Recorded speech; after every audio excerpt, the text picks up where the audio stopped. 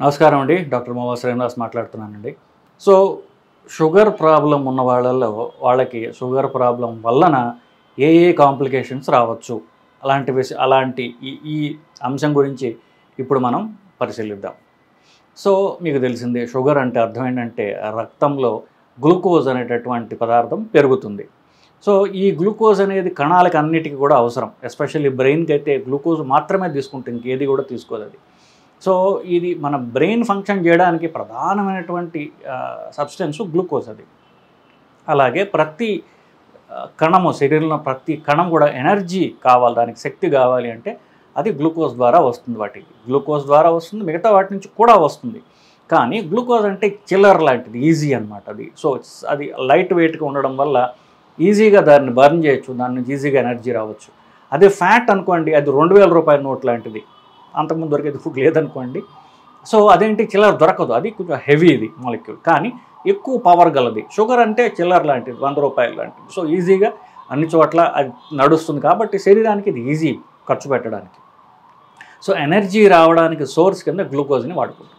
ఈ sugar problem, diabetes అనేటటువంటి వచ్చినప్పుడు, మధుమేహం అంటారు తెలుగులో, వస్తే ఏమవుతుందంటే ఈ షుగరు రక్త కణాల్లోకి ఎంటర్ కాదు, ఈ శరీరంలో కణాల్లో ఫ్యాట్ పెరుగునిపోయి ఉంటుంది. ఫ్యాట్ పెరుగునిపోయి ఉంటే అది లోపలికి, దాంట్లో ఇంకా మళ్ళీ షుగర్ రావడానికి ఖాళీ లేదు. అంటే అది ఈ కొవ్వు పదార్థాలతో సెల్స్ అన్నీ కూడా పేరుకునిపోయి ఉన్నాయి. సో దాంట్లో కొత్తగా రావడానికి షుగర్కి ఖాళీ లేదు దాంట్లో. సో దీనివల్ల ఏమవుతుంది, ఈ షుగర్, గ్లూకోజ్ అంటే ఈ షుగర్ అనేది మనం నార్మల్ పరిభాషలో షుగర్ అంటున్నాం, యాక్చువల్గా గ్లూకోజ్ అని నిజం టెక్నికల్ పదం చెప్పాలండి. ఇది రక్తనాళాల్లోనే అలాగే ఉండిపోతుంది అన్నమాట అది. సో మరి శరీరం ఏం చేస్తుంది, రక్తనాళాల్లో గ్లూకోజ్ని దాన్ని క్లియర్ చేయాలి కదా. ఇప్పుడు రోడ్ ట్రాఫిక్ జామ్ అయింది అనుకోండి, పోలీసులు ఏం చేస్తారు, ముందు ట్రాఫిక్ క్లియర్ చేయాలి, వెనకాల నుంచి ట్రాఫిక్ రావాలంటే. సో ఈ గ్లూకోజ్ని క్లియర్ చేస్తే కొత్త గ్లూకోజ్ తింటుందని శరీరానికి తెలుసు. మనం తింటామని ప్రతి 6 గంటలకి 4 గంటలకి లోడ్లు పడిపోతాయని శరీరానికి తెలుసు. ఇది క్లియర్ చేయాలి కాబట్టి ఏం చేస్తుంది, దాన్ని ఈ గ్లూకోజ్ అంతటిని కూడా అది ఫ్యాట్ కింద అది కండెన్స్ చేస్తుంది. సో రక్తనాళాల్లో ఈ షుగరే ఫ్యాట్ కింద మారిపోతుంది. ఆ ఫ్యాట్ పేరు ట్రైగ్లిజరైడ్స్ అంటారు. సో ఈ మనం శరీరం వాడుకోనటువంటి షుగర్ వల్ల ఫ్యాట్ కింద మారుతుంది. ఇప్పుడు ఒక గ్లాస్లో మీరు నీళ్లు పోసి ఆ నీళ్ల పైన ఒక్క చుక్క నెయ్యి కానీ ఆయిల్ కానీ వేయండి. వేస్తే కాసేపు అలా కదపకుండా వదిలేసేయండి. మీకు ఏం చూస్తారు, ఫస్ట్ మీరు ఆయిల్ వేయంగానే అది నీళ్ళలో అది కరగదు. కరగకుండా అది చిన్న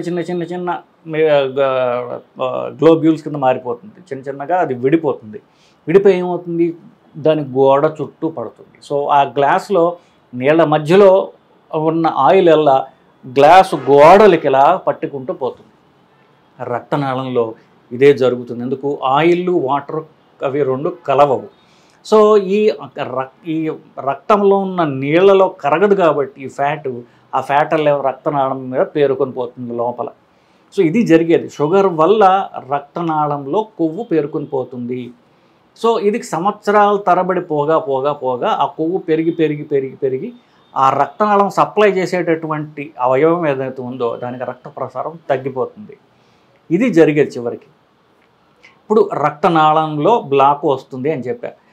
శరీరంలో రకరకాల సైజెస్లో రక్తనాళాలు ఉంటాయి. కొన్ని బాగా సన్న రక్తనాళాలు ఉంటాయి, కొన్ని మీడియం రక్తనాళాలు ఉంటాయి, కొన్ని బాగా పెద్దగా ఉండే రక్తనాళాలు ఉంటాయి. సో ఇప్పుడు సన్న రక్తనాళాన్ని బ్లాక్ చేయడం కొలెస్ట్రాల్ ఈజీ కదా, కొంచెం పడంగానే రక్తనాళం బ్లాక్ అయిపోతుంది. సో సన్న రక్తనాళాలు ఉండేటటువంటి అవయవాలు ఏమిటి, కన్ను, కిడ్నీలో సన్నగా ఉండే రక్తనాళాలు కొన్ని లక్షలు ఉంటాయి కాబట్టి కనీసం ఒక్కొక్క కిడ్నీలో 10 లక్షల సన్న రక్తనాళాలు ఉంటాయి. కన్నులో అన్నీ ఉండవు, కానీ కన్ను ఒక రక్తనాళం బ్లాక్ అయినా చాలా అవసరం, మనకు చూపుకి అవసరం కాబట్టి. సో ఈ సన్న రక్తనాళాలు ఉండేటటువంటి కన్ను కానీ కిడ్నీ కానీ, మీడియం సైజు రక్తనాళాలు ఉండే గుండె కానివ్వండి, మెదడు కానివ్వండి, పెద్ద రక్తనాళం సైజు అంటే ఆల్మోస్ట్ లైక్ 8-9 మిల్లీమీటర్లు పెద్ద ఆ సైజులో ఉన్న రక్తనాళాలు కాళ్ళలో ఉంటాయి. ఈ రక్తనాళాలు అన్నిటి కూడా బ్లాక్ అవుతాయి. ఎవరిలో ఈ బ్లాక్స్ వస్తాయి, అందరికీ ఇవే అన్ని రక్తనాళాలు బ్లాక్ అవుతాయంటే కాదు. వాళ్ళ ఫ్యామిలియల్ హిస్టరీ బట్టి, వాళ్ళ వంశపారంపర్యంగా వచ్చినటువంటి వాళ్ళ లక్షణాల వల్ల ఏ సైజు రక్తనాళాలు బ్లాక్ అవుతాయి అనేది వాళ్ళకి ముందు నిర్ణయించబడుతుంది. సో ఇది చెప్పడానికి కాస్త కటువుగా ఉన్న నిజం ఏంటంటే, పుట్టుకతోనే వాళ్ళకి రిస్క్ వస్తుంది. ఆ రిస్క్తో పాటుగా ఆ రిస్క్ ఎటు పక్కకి వెళ్తుంది కూడా వాళ్ళకి జెనెటికలీ అది డిటర్మిన్డ్. అంటే షుగర్ వచ్చే అవకాశం ఉంది. షుగర్ వస్తే వాళ్ళకి కన్ను ప్రాబ్లం, కిడ్నీ ప్రాబ్లం రావచ్చు, లేదా హార్ట్ అటాక్ కానీ, పక్షవాతం కానీ, మెదడు అంటే పక్షవాతం. వంశపారంపర్యంగా ఏ రక్తాన బ్లాక్ అవుతుందనేది వాళ్ళకి డిటర్మిన్ చేయబడుతుంది. కాబట్టి షుగర్ ఉన్నప్పుడు కొంతమందికి కన్ను లేదా కిడ్నీ జబ్బులు వస్తాయి, కొంతమందికి హార్ట్ అటాక్స్ వస్తాయి, కొంతమందికి కాళ్ళు రక్తనాళాలు బ్లాక్ అవుతాయి వాళ్ళకి. ఇది నేను చెప్పినట్టుగా జెనెటిక్ రిస్క్ బట్టి ఉంటుంది. మనకి షుగర్ ఉన్నప్పుడు మళ్ళీ ఒక్కసారి మనం చూసినట్లయితే కన్ను ప్రాబ్లం రావచ్చు, కిడ్నీ ప్రాబ్లం రావచ్చు, హార్ట్లో బ్లాక్స్ వల్ల హార్ట్ అటాక్స్ రావచ్చు, మెదడుకు వెళ్ళే రక్తనాళాలు, మెడ రక్తనాళాలు కానివ్వండి, బ్రెయిన్ రక్తనాళాలు బ్లాక్ అయితే పక్షపాతం రావచ్చు, కాలు రక్తనాళాలు బ్లాక్ అయినట్లయితే వాళ్ళకి కాలు చచ్చుబడిపోవడం, గ్యాంగ్రీన్ వచ్చి కాలు కుళ్ళిపోయి కాలు కట్ చేయాల్సిన అవసరం వస్తుంటుంది. ఇవి షుగర్ వల్ల వచ్చే కాంప్లికేషన్స్. నేను చెప్పింది షుగర్ అందరికి జెనెటిక్ రిస్క్ అని అందరికీ షుగర్ వచ్చేస్తుందని చెప్పలా. రిస్క్ మాత్రమే వస్తుంది, జబ్బు రాదు. మన ఫ్యామిలీలో మన పై జనరేషన్లో 2 మనుషులకి ఎవరికైనా షుగర్ ఉన్నట్లయితే బాబాయిలు, మేనమామలు, పిన్నులు, తల్లిదండ్రులు ఆఫ్ కోర్స్ ఇట్లా వాళ్ళకి ఉన్నట్లయితే మనకి షుగర్ వచ్చే అవకాశం ఉంటుంది. తండ్రికి షుగర్ ఉన్నట్లయితే పిల్లలకి షుగర్ రావడానికి 5 రెట్లు ఎక్కువ రిస్క్ ఉంటుంది తల్లికి ఉండడం కంటే కూడా.